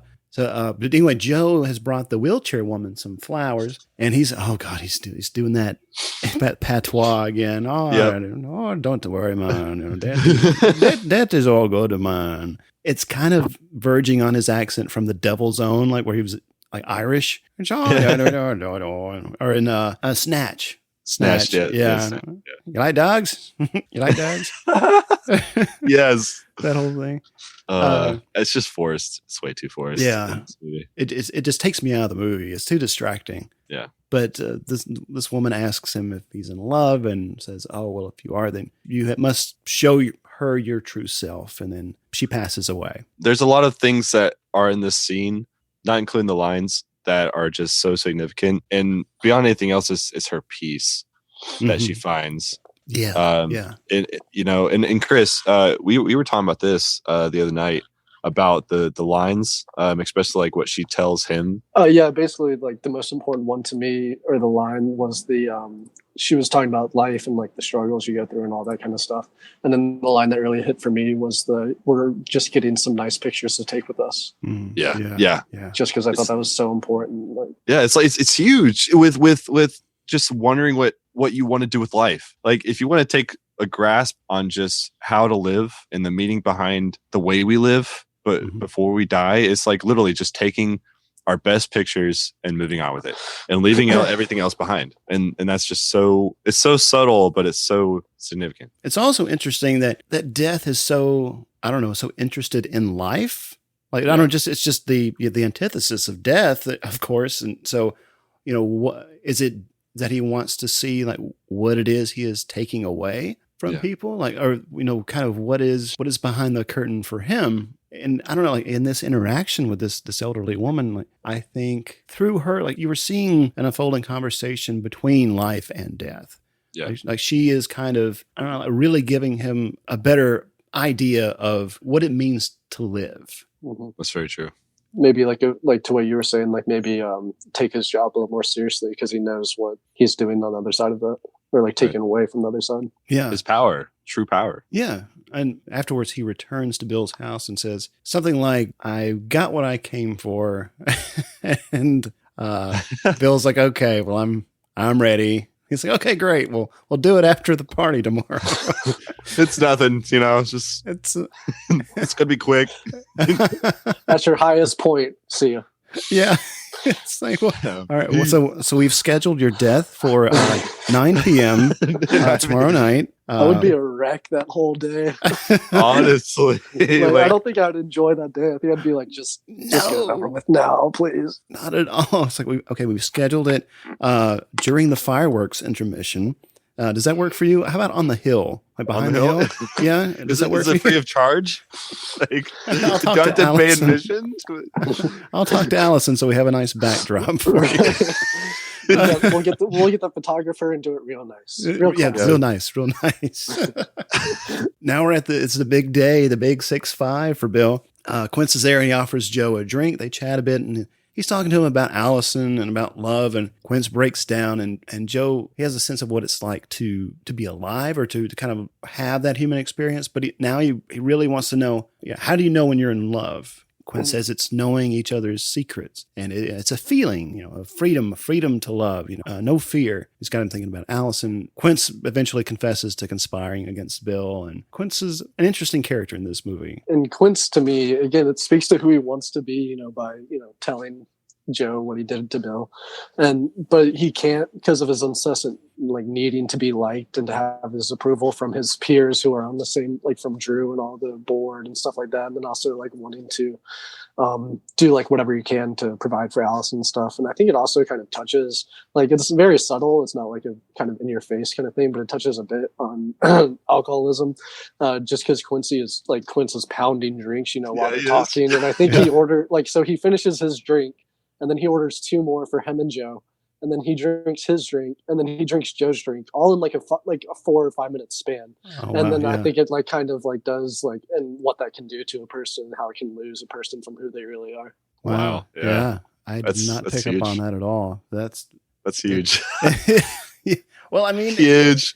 You're not wrong. I think that layer is definitely there. That because drinking is a social thing. He's like, hey, Joe, you want to drink? Let's just hang here and chat. And having Joe generate for him so much emotion and reflection, I don't know. I think it really catches him off guard, or really puts him in an uncomfortable place, and so he's trying to tamp that down with alcohol. Yeah. I don't know. I like that little exchange that they have. It's a very well crafted scene, I think. Yeah, for sure. Yeah. And Allison, of course, she's still hard at work getting the party sorted out, but it's a bitchin' 65th. It's a banger. Yeah. And Bill's like, why are you doing all this? And she's like, well, because I love you. Everyone loves you.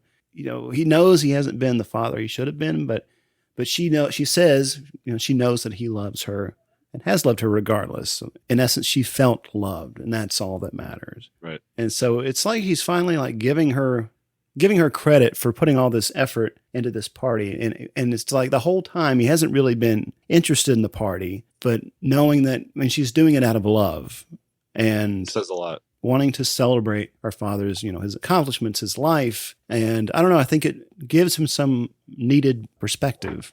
I agree. It's a big night. There's a big band in full swing. There are hundreds in attendance. Joe is in black tie and tux, and he meets Susan, and he's in love, and he doesn't want to leave. And she's like, then don't. Oh my God. Oh my God. I know. Oh, we know so little about each other. Yeah, this scene was a little cringy for me, I'll be honest, just because it was full sending into like the typical like people in love kind of thing, which I can appreciate to a point, but it was a little cringy for me. But this is one of the first times I think that we see Death like be completely out of control and like extremely insecure and decisive about the decisions he has in front of him, just because a large part of him does actually love her, but he realizes, like, you can't change the fact that you're deaf. Right. So it's like that's a little card that you're hiding. So this was the kind of the first time, like, I would almost say like a little bit of panic. Right. Well, I think a little reality is setting in for him. Like he realized he's been so kind of immersed in the human experience that he's kind of forgotten or lost sight of who he is, in reality, or the nature of his own being. And like you said, like, I'm death. and yeah. Oh, forgot just about a little that. thing. It's not like you can just quit. And my bad, should have told you. I quit my job. I'm just, that coffee like shop. This. That coffee shop. In that ad, I'm going to be bussing tables there for a while. Barista, new life choice. Yeah, just embrace it. I kind of was expecting some kind of move like that, like he gives all of that up for her to become human. I mean, it's what happened in City of Angels. Right. The Nick Cage angel. He becomes human and gives up his angelhood and his wings to be with Meg Ryan, and which eventually, I don't want to spoil the ending for that for people, but to go watch it. But we don't see that here. We don't see that same kind of thing. Joe enters Bill's office. Quince is there. He has just confessed to his participation in this conspiracy with Drew. Bill's like, I have unfinished business with Drew. And so Quince leaves, and Joe's like, well, what's the matter, Bill? So I'm walking through the valley of the shadow of death, and the company I built with my own hands has been stolen out from under me and be dismantled by pirates, and my daughter has fallen in love with death. This, ladies and gentlemen, is what I call a midlife crisis. Taco Supreme. Can't get any better than this. He's got a lot on his plate. And Joe, he confesses that he's in love with her. He says, I'm going to take Susan with me tonight. So, first of all, let's stop for a second. How do you interpret that? Susan's about to die? Bye, Birdie. Is that like when Hades stole the other gods? Persephone? Yeah. She's just gonna be the co-leader of the death. Yeah. I don't know. The king and queen of death. Yeah. Come to my underworld. I know you could read that in a pretty dark way. How, like, where is he going to take her? How is he going to take her? Yeah. And I know that leaves a lot of questions. And Bill doesn't really ask him, what do you mean? What do you mean you're going to take her with you? He's just like, no, you're not. He doesn't like it off the rip. Yeah. He's like, no. Yeah. He's just like, no. 90% against the idea. He's just like, it's like, you're not in love. You don't know what love is. It's just an infatuation, and you're missing out on the real kind of tenets of love. It's trust and responsibility and not hurting the other person. It's a nice little exchange here of kind of really unpacking like what it means to be in love, because I really don't know if Joe or Death even has the capacity for it of love. Yeah.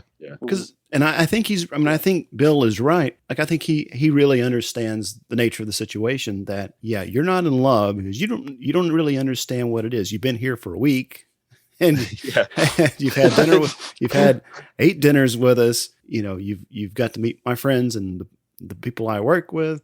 This is the first girl you saw when you got here. You don't know. Yeah, that's the other thing, is that Susan, she didn't even know the guy for even a week, and she was like, let's have sex by the pool, Right. And even though you're not even the guy I met at the coffee shop, but fine.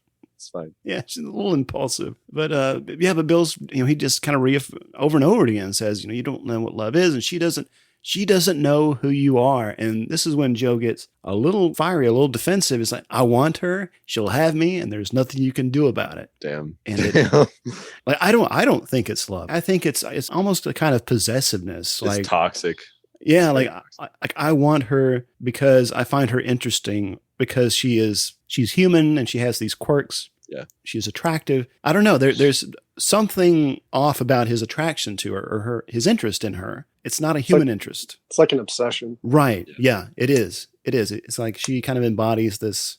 It's kind of like people who have a girlfriend or boyfriend just for the sake of it because they feel like they need to have one. Doesn't matter who it is. I feel like it's got that vibe to it. But anyway, Bill says, tell her who you are and just let the chips fall where they may. This is Meet Joe Black life lesson number 2000.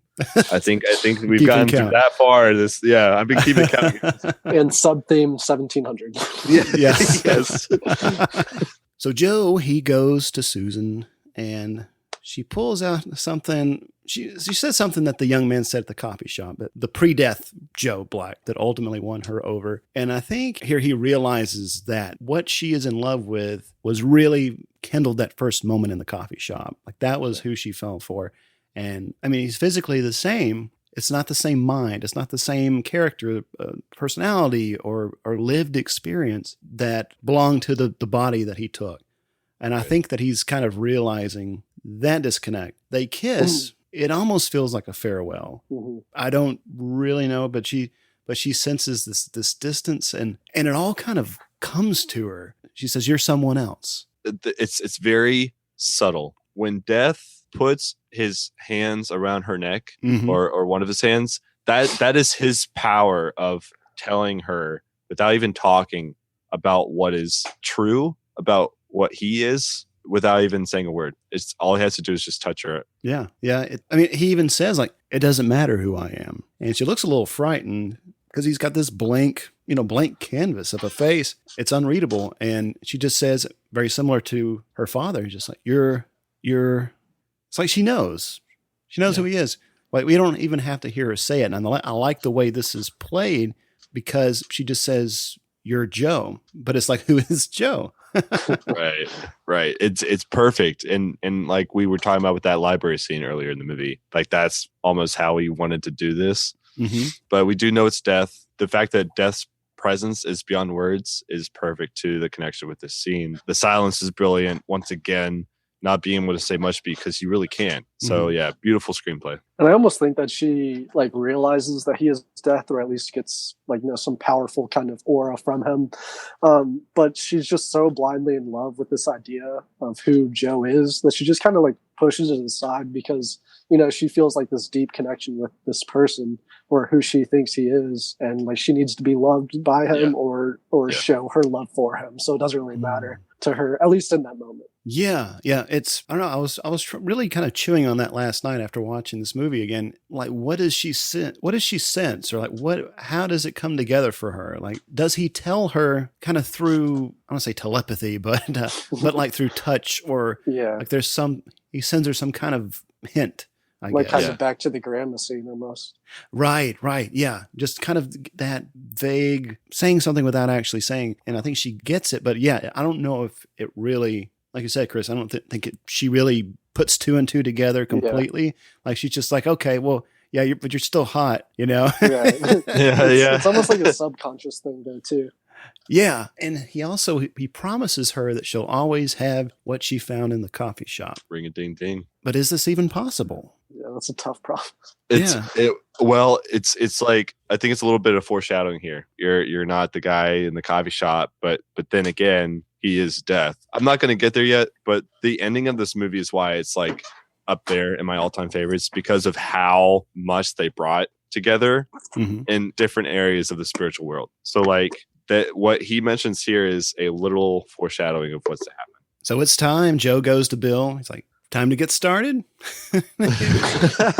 Yeah, sure. Such a straightforward way to go about this big thing. The party's not even over yet. Of Quince comes in and said, hey, Drew is on his way. He's on his favorite helicopter. Drew shows up and is doing his phony American accent. Bill calls him out.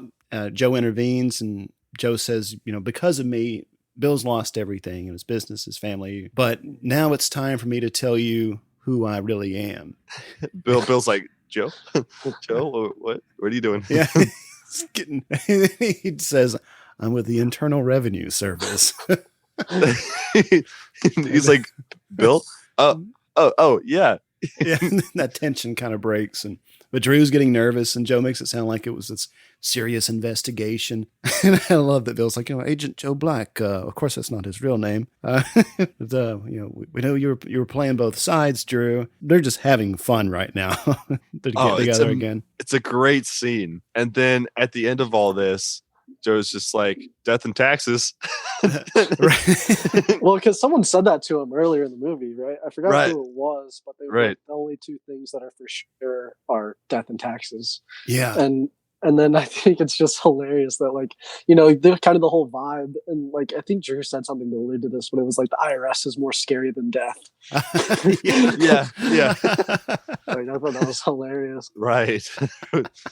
Jeez. Yeah, I like that kind of nod or that little echo to that one turn of phrase that he learned from Drew in the boardroom, the first boardroom meeting. Okay, yeah, it was, I think, yeah. And he was like, what do you mean death and taxes? And of course, Drew was being a smart ass. He's like, let me know if you need any other help understanding turns of phrase. And yeah, for you. But then we realized that the board was on the speakerphone the whole time. So they heard essentially everything laid out, like the whole conspiracy. The board will accept Drew's resignation, and Bill will be reinstated as chairman. Yay, time to celebrate. Bill comes outside to great fanfare. There are hundreds of people clapping and celebrating him. And Joe is on the hill. He's watching from afar. And Bill gives this little speech here. And dude, this old guy is having a rager for a birthday party. Yes. It's crazy. I really got a lot of Wolf of Wall Street vibes. Yes. Oh, yeah. Yeah. When, right before they all get arrested. Well, I didn't mean to spoil, but... Damn it, Chris. Anyway.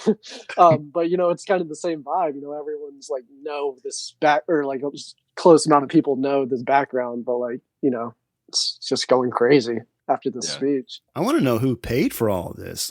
They built structures, essentially in the backyard on the property. Yeah. Parish Communications doing real well. Yeah, apparently so. I also want to say, Bill was reinstated as chairman. All right, well, how long is this going to last, guys?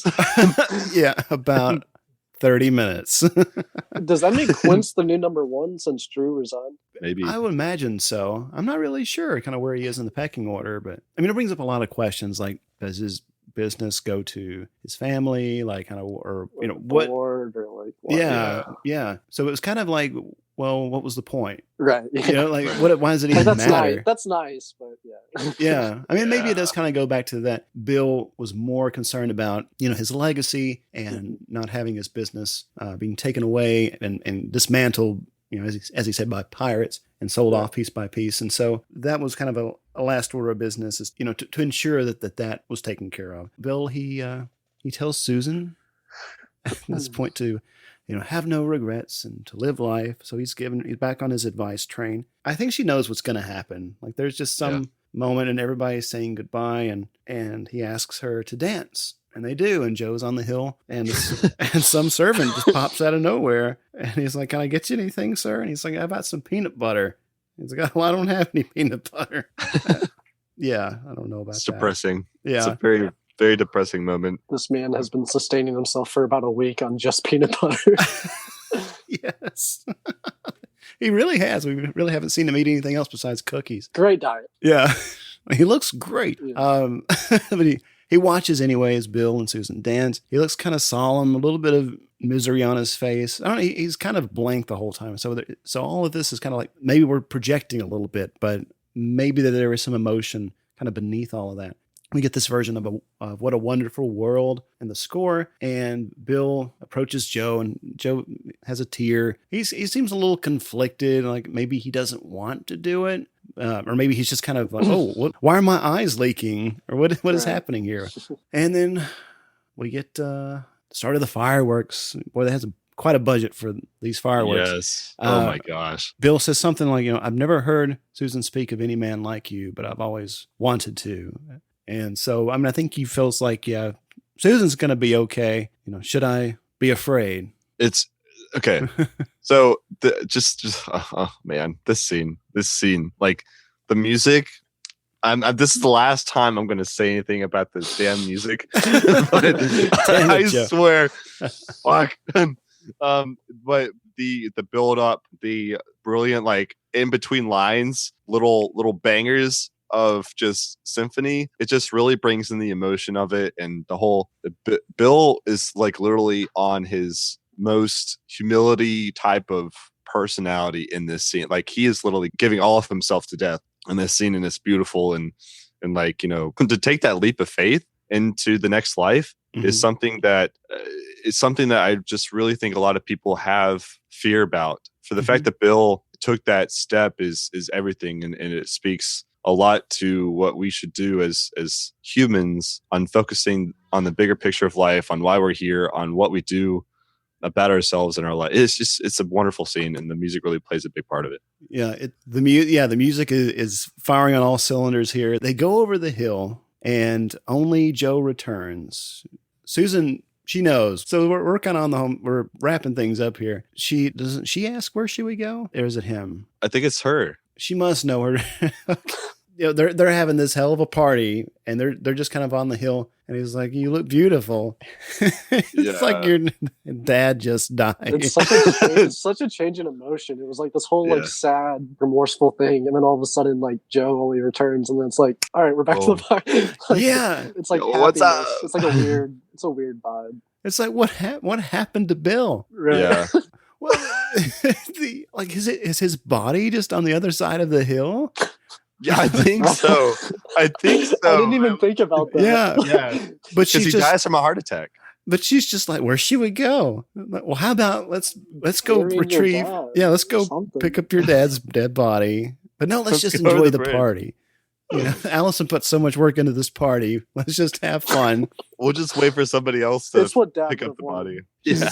She says like, what should we do now? And he says something like, I'm sure we'll figure it out, or it'll come to us, or something like that. Yeah, it'll come to us. Yeah. Yeah. What is going to happen? What is her fate? Like, if he's going to take her with him that night? I don't know. There's just so many questions I have. But of course, they cry and they kiss, and there are more fireworks. They start back up. So we're coming back from a little fireworks intermission, and that's pretty much the end of the movie.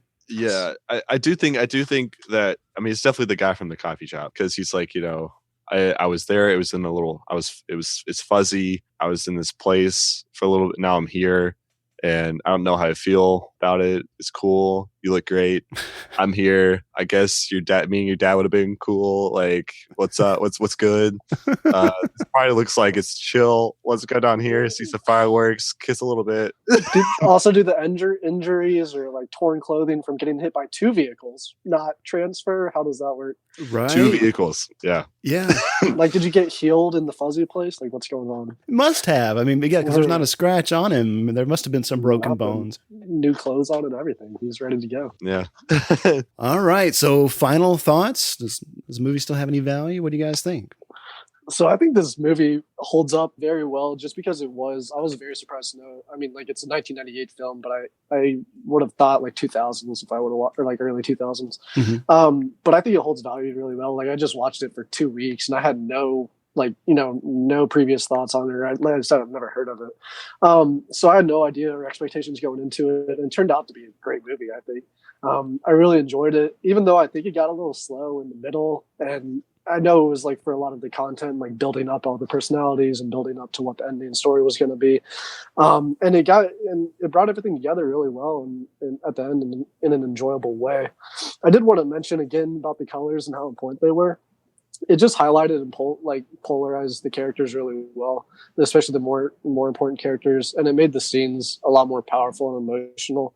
Obviously, it didn't like change the whole movie, but to an extent, just because everything else was kind of like faded, and it was just a little bit duller background. Especially like I could go back to that pool scene. Like you were aware that the things in the background, and like it wasn't like they were black and white around them or anything to that crazy effect. But it was just a little faded, a little bit duller. And I thought that was very powerful and a very good move on the cinematic aspect of it. But it was definitely a great movie overall, and I just want to thank you guys for having me. Yeah, and absolutely. What about you, Joseph? I think I rated enough throughout the episode here, but I think that everybody, especially the ending, everybody needs to watch it, and because it brings a new perspective on how to appreciate life, how to interpret life, how to live life in an individual aspect. Because I know we all have jobs, we all have shit to do, we all have family, one way or another, that we look towards, influence, towards somebody to love and respect and trust, and that we need to appreciate that. And I think this movie really brings that out a lot in terms of what's the bigger picture rather than the small things in our daily lives that we really pay a lot of attention to. And of course that's a good thing, but I think that every now and then, like this movie shows, that we need to focus on the best pictures, like that woman talked about, to have with us and to leave the rest behind. Because I think a lot of the depression in this world comes from hanging on to the little pictures, or the pictures that don't matter, rather than making sure that we have the best ones to take with us when we die. Very nicely put. I mean, I don't know if I can do much better than that. Like for me, this, like I said, I saw this movie once when it came out, and at the time I was like in 7th grade. So I was like, this is boring, just checked out.